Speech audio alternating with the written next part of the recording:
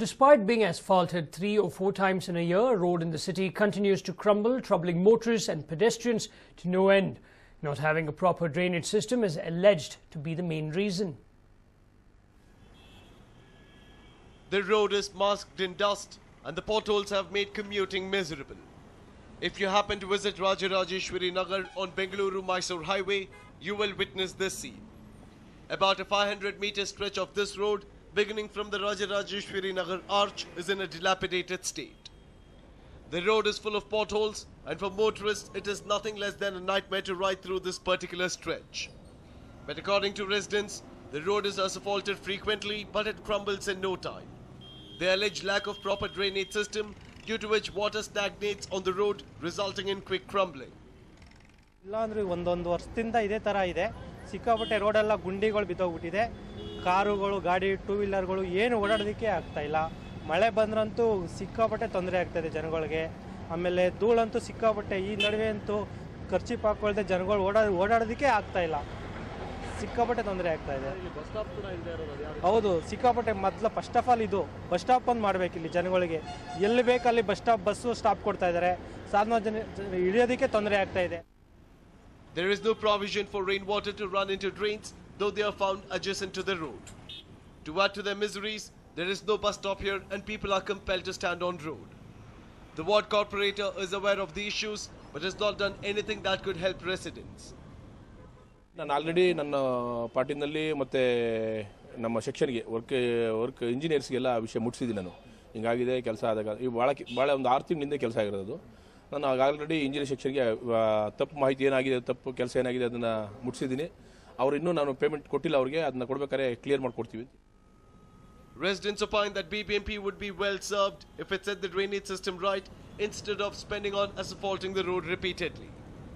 Palike needs to use common sense in dealing with such issues.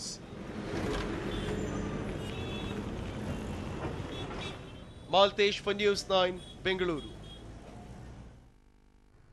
Well, we have come across many gangs that specialize in stealing cars, bikes and other automobiles.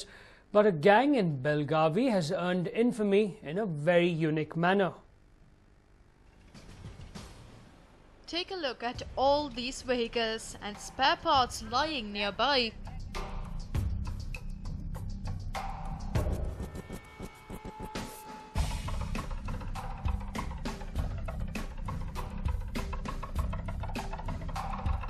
One look at all this and anybody would conclude that this is a scrapyard. These are the visuals from the Khanapur police station, and this is the doing of a gang that was recently arrested. Let us now introduce you to the kingpin of this infamous gang, Asif Tolgi. Asif has been to jail a couple of times, and when he was released the last time, he decided to make it big in the world of crime. But before that, he did try to carry on with business legally. Asif bought a few tippers but faced severe loss in the business. To recover the invested money, he sold all the tippers and repaid the debtors. But many other lenders started pestering him for their money, and that is when he came up with a brilliant plan. He decided to steal lorries and sell them to scrap dealers who had already become his friends. In fact, he did steal numerous lorries and made a lot of money. But he was unable to do anything with the engines that were not purchased by the scrap dealers. Another ingenious idea was put to execution. He assembled crude vehicles using the available engines and scraps and sold them to innocent people with fake registration numbers. And to collect all the scrap parts, he would use his SUV. He would strike exactly at midnight. He would use duplicate keys to unlock vehicles and steal different parts that he would require in the future. So he had a gang of 11 with him working meticulously. The gang minted lakhs within no time. The gang would target vehicles in Khanapur, Belhongala, Raibag and Dharwad. The list of their crime is endless. Make, model and size did not matter to this gang. All that mattered was the ease of access and how much money they could make from one vehicle. It was all going good for the gang, but their luck ran out a week ago. The gang was caught when they were busy assembling a vehicle with the scrap they had recently stolen. Belagavi ಜಿಲ್ಲೆಯಲ್ಲಿ ಕಳೆದ 2-3 ತಿಂಗಳಲ್ಲಿ ಒಂದು ಟ್ರಕ್ಗಳನ್ನು ಕದೀತಕ್ಕಂಥ gang operate ಮಾಡ್ತಾಯಿತ್ತು. ಇದರ ಬಗ್ಗೆ ಸುಮಾರು 3-4 ಪ್ರಕರಣಗಳು ನಮ್ಮಲ್ಲಿ ದಾಖಲಾಗಿದ್ದವು. ಈ ಬಗ್ಗೆ ಒಂದು ತಂಡವನ್ನು ರಚಿಸಿಕೊಂಡು ನಮ್ಮ CPI ಖಾನಾಪುರ ನೇತೃತ್ವದಲ್ಲಿ ತನಿಖೆಯನ್ನು ಮುಂದುವರಿಸಿ ಈ ಜಾಲವನ್ನು ಭೇದಿಸಿ ಸುಮಾರು 12 ಜನರನ್ನು ನಾವು ಬಂಧಿಸಿ ಅವರಿಂದ 6 ಟ್ರಕ್ಗಳನ್ನು ಹಾಗೂ ಅದಕ್ಕೆ ಸಂಬಂಧಿಸಿದ ವಸ್ತುಗಳನ್ನು ನಾವು ವಶಪಡಿಸಿಕೊಂಡಿದ್ದೇವೆ. The police have seized the mobile phones used by the gang along with the SUV that aided them in their criminal endeavors. Lorry owners in Belagavi and the surrounding areas can now heave a sigh of relief since the scrap gang has finally been arrested and is behind bars. Shrikant Kubakaddi, News9, Belagavi. Well, weaving used to be the most sought-after profession in Nelamangala. However, the deteriorating condition of the profession is making the weavers' lives difficult.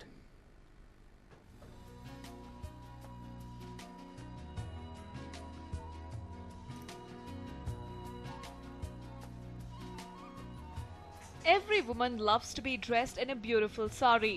But does anybody ever wonder about the hard work involved in making them? These saris have been woven in Nelamangala. The once very popular profession is no more in demand. The weavers, in fact, are in dire straits.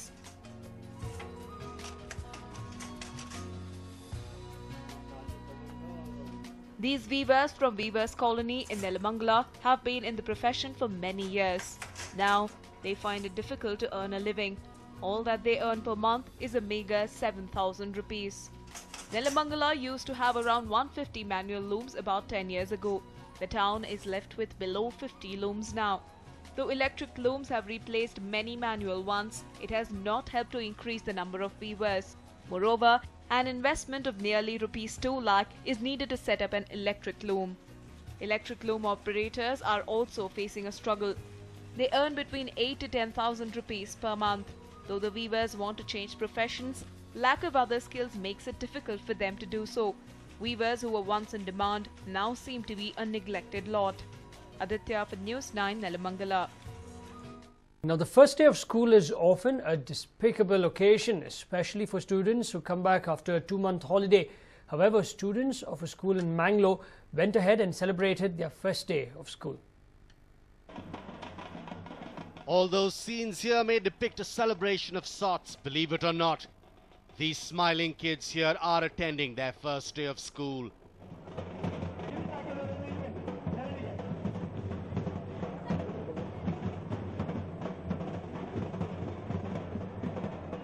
This is Venkataramana High School in Mangalore, one of the few Kannada medium schools in the district.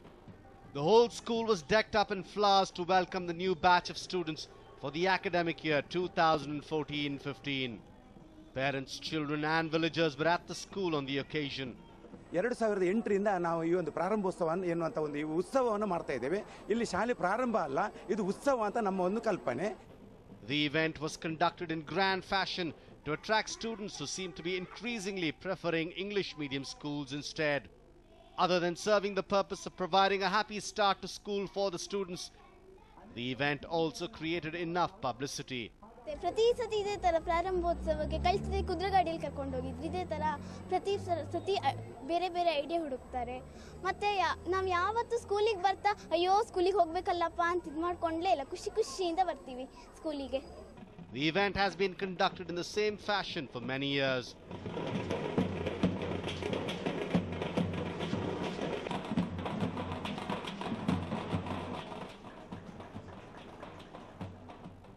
There are 497 students studying in the school from standards 1 to 7, a number that would be considered poor if this were an English medium school.